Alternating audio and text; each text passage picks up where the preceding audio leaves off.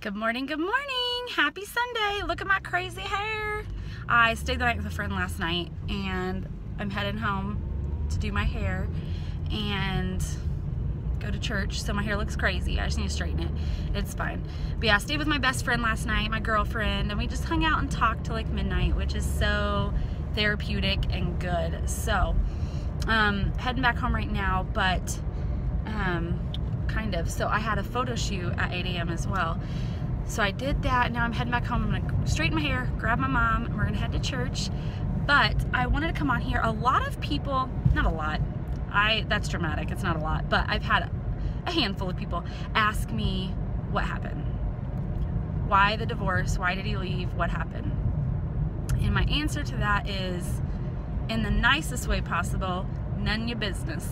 And I don't mean that, and I totally get it, because when I see that people split up, or just even not just divorce or splitting up, but when I see different things, I'm totally curious, I'm totally nosy, I want to know what happened. But you know, it's just something I will probably never talk about, mainly because it's not my story to tell. It's my ex's story to tell, and it's also part of my kids' story. So even though it's mine, I don't own it alone. It's all of their story, and you know, that's, you know, especially for my ex, that's his to walk through, and that's his to tell if he's ever ready to tell, and that's his to like reveal or confess or any of that. That's his. And out of everything, he is an amazing father. And I would never do anything to jeopardize him spending time with his children, being involved with his children, providing for his children. I would never do anything to jeopardize that. Never. So he's an amazing father, and I'm gonna do whatever it takes to make sure that he maintains a really great, healthy relationship with his kids. And you know, because of that, and because it truly is nobody's business, but especially in light of that, I would never do anything to go behind his back or to talk bad about him, you know, or to reveal his situation. That's his story. So I can tell you my story, and you know, like what I've said in previous videos, the only thing I can really say is it's not what I wanted in terms of like overall. It's not what I would have wanted 18 months ago. It's just what's had to happen. But yeah, I just wanted to answer that because I've had a lot of people ask me what happened, and I just kind of want to put it out there that I'm not going to talk about it. I'm just not. I'll talk about how I feel about it and different things like that, but I'm not going to talk specifics as to why. Yeah, he's such a good dad, and I am just going to do my best to be a really good co-parent and have a healthy relationship with him, even though it's not always easy. Like, this stuff is hard. It's really hard. But most good things do not come easy. So if we want there to be a good thing between all of us and for our family, we're just gonna have to work hard at it, and we're gonna have to do what's best for our kids, even when it's not easy or doesn't feel good. So that's my goal, that's my motive. I'm not perfect. I don't always react perfectly, or yeah, because this stuff is just so hard. So yeah, I'm definitely not perfect, but it's my goal, and it's my aim, and it's what I think is healthy. And it's what I'm definitely striving for. So we're gonna get there, and man, like, I just, you know, I have this vision of, like, you know, in 10 years, I just have this vision of what I hope things look like for my kids' sake. And, you know, I'm just going to do everything I can to kind of make that happen. I'm going to put aside my feelings, my desires, my anger, my frustrations. I'm going to put all that aside the best I can. You know, again, I'm not perfect, but I'm going to do my best to do that. So that I can kind of get to that vision I have, which is really, it's a vision of two people co-parenting, two people who are able to do Christmases, birthdays, things like that together. Maybe even one day be able to meet up at, you know, vacation spots and let our kids see that we can be civil together for their benefit. So I mean, that's down the road, but that's just me dreaming that one day we can have kind of this, as picture perfect as you can get with a broken family.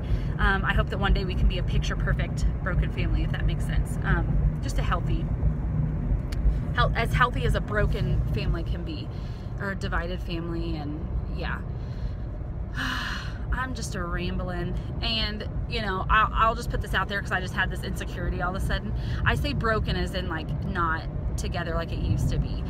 I totally believe that single moms and single dads and widowed moms and widowed, like every aspect of why people are single parents, I believe that you can be whole and complete in so many ways. So when I say broken, I just mean like the marriage is broken.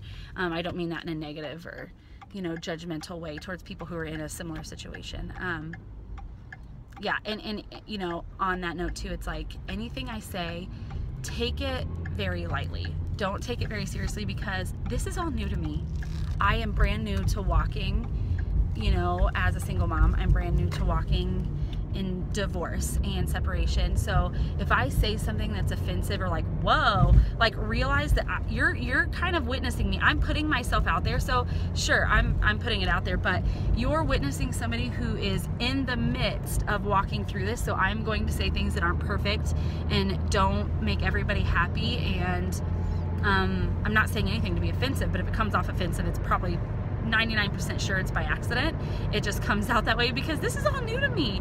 So if I get the lingo wrong or the language, you know, if I get any of that wrong or offensive, it's not because I mean to. It's just, I'm just diarrhea at the mouth, and this isn't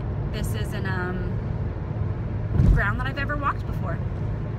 So basically, kind of have low expectations of me is what I'm saying when it comes to this stuff. So anyway, I'm gonna go home and get this hair fixed so I can go to church. Like, church is so therapeutic for me. Not only do I get to just like love on people I love, like I get hugs and I just get to, you know, meet up with my friends and just see how everybody's doing, but worship is my jam. Like, I don't know if anybody knows this about me, but I used to be a worship leader. I'm still a worship leader, but I'm kind of taking a little bit of a break right now. I guess I have a few things going on in my life, but I'm kind of taking a break with leading worship. But worship's just the thing that's always made me feel above anything, above reading the Bible, above prayer, above, you know, a good message or sermon, above a good book.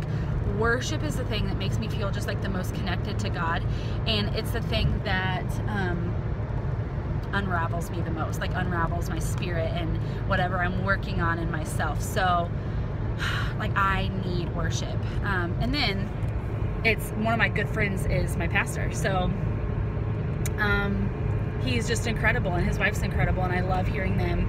I love hearing their just challenges to life and all of that. So I just look forward to it. I think today the series is called Wild, Recovering the Manhood of God or something like that. And I'm like, whoa, that sounds cool. I wasn't able to go last week. I think I had a photo shoot as well, and I was cleaning houses, so I wasn't able to go to church last week, but I think this is the first week. I'm not sure, but I'm looking forward to it. So anyway, wow, I've rambled for 8 minutes. I am gonna let you guys go. Have a great Sunday. Bye.